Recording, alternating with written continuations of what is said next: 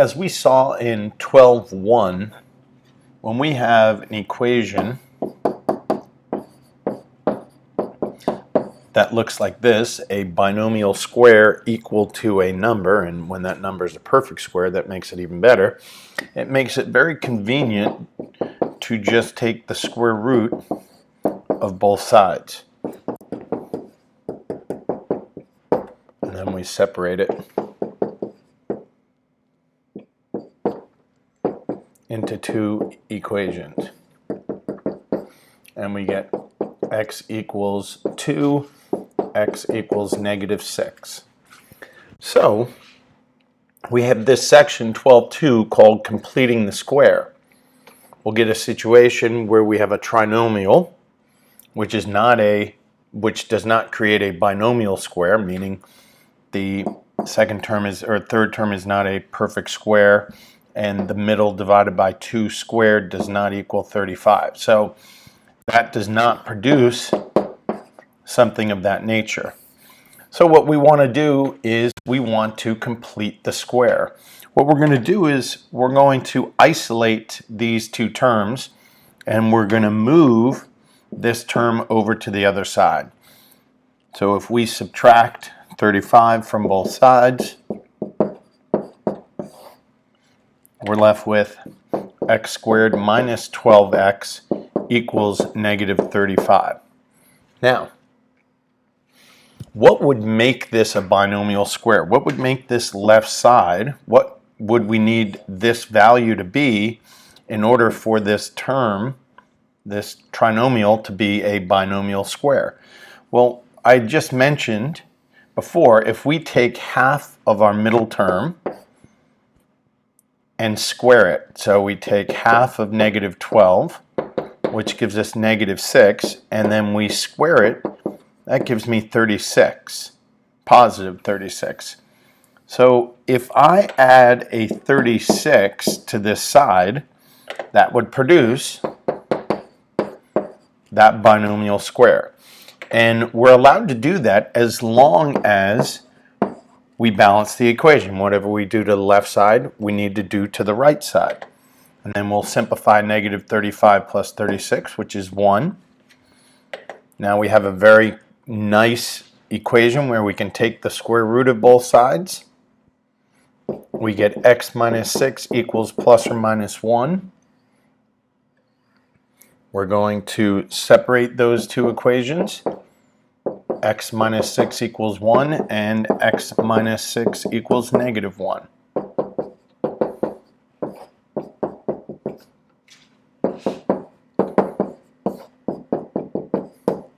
So my solution is 5, 7. And those are the solutions to that problem. Notice in example number 2, they've already moved our constant over. So all we have to do is take half of our middle term and square it. And so half of 8 is 4. 4 squared is 16. So we're going to add 16 to the left side, and we're going to add 16 to the right side. This will produce y plus 4 quantity squared. We know that our binomial square will always be half of b. This value will always be half of b. And then we get 26. We're going to take the square root of both sides. We get y plus 4 equals plus or minus rad 26. And now we separate it. We get y plus 4 equals rad 26. Y plus 4 equals negative rad 26. Subtract 4, y equals -4 plus rad 26. Subtract 4, y equals -4 minus rad 26. And the best way to write that is -4 plus or minus rad 26. Rad 26 cannot be simplified, so that is our final answer. So they will not always make what we would call rational answers. The next one that we have here is we've got a trinomial, so we have to subtract that 19 over v squared minus 20v, and we'll leave a little space, minus 19. We're going to take half of b, which is negative 10, square it, is 100. So we're going to add 100 to both sides. And that leaves us with v minus 10 quantity squared equals, that's going to be 81. We're going to take the square root of both sides. V minus 10 equals plus or minus 9. We're going to separate those two. V minus 10 equals 9. V minus 10 equals negative 9. Add 10. V equals 19. Add 10. V equals 1. And those are my solutions. This is part 2 of 12-2, completing the square. The first couple examples that we saw, a couple things that we need to notice is that the coefficient of x squared was always 1. And we also noticed that b, our b value, was always an even number. So a was 1 and b was even. A is 1, b is negative 12. A is 1, b is 8. A is 1, b is negative 20. So in part 2, the first thing that we're going to deal with is when a is not 1. When we complete the square, a always has to be 1. So how do we get a to be 1 when it's 2 right now? Is divide everything by 2. That produces b squared plus 8b equals 2. And now we can complete the square. We'll take half of our b value, which is 4, and then square it, which is 16. And what we do to one side, we have to add to the other. This is a binomial square now, and this gives us 18. We're going to take the square root of both sides.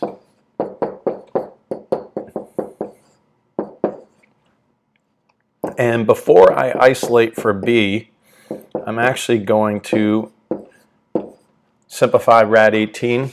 Rad 18 equals rad 9 times rad 2, or 3 rad 2. And now I'm going to subtract, technically I can subtract 4 and do it this way. b equals the opposite of 4, negative 4 plus or minus 3 rad 2. And the reason why I do that is because I knew it wouldn't be simplified if I separated them into two statements like I had previously. If we go back to this one where we had a radical that wasn't going to be simplified, you can't simplify it, so you're eventually just going to come back to that plus or minus rad 26. With this one we had a whole number, so we can simplify it because it's two integers, and we can simplify that. Rad 81 simplified to 9, which is an integer. Rad 18, however, doesn't simplify, so it's just easier to leave it as this. So your solution is the opposite of 4 plus or minus 3 rad 2. We look at the second example in part 2, where a is 1, but b is an odd number. So when we take half of 1 and square it, so this is my b value equals 1. So I'm going to take half of it and then I'm going to square it. So I'm actually getting 1/4. So this becomes w squared plus w plus 1/4 equals 3 plus 1/4. We have to remember that we add that number to both sides. So my binomial square, inside my binomial square, is always going to be half of b. Well, 3 4 is 12/4, so we get 13/4. We're going to take the square root of both sides.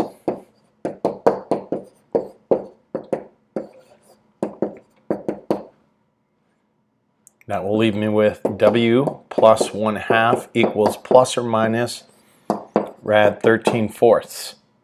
I'm going to simplify rad 13/4 to make rad 13 over 2.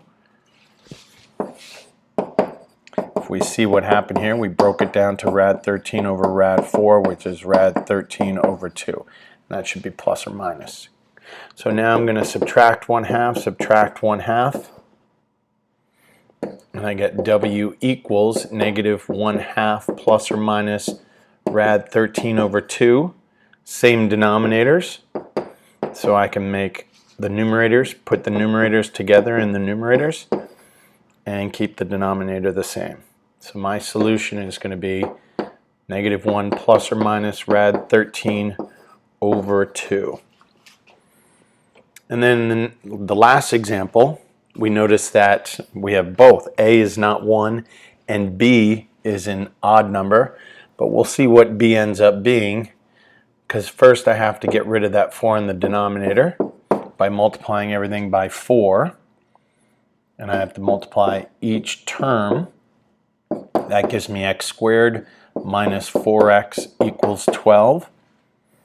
Half of b squared, my b is negative 4, divided by 2 is negative 2, squared is positive 4. This is a binomial square now. Take the square root. Now I can add that 2, and I get x equals 2 plus or minus 4. So we still have to separate those since they're integers. X equals 2 plus 4, x equals 2 minus 4.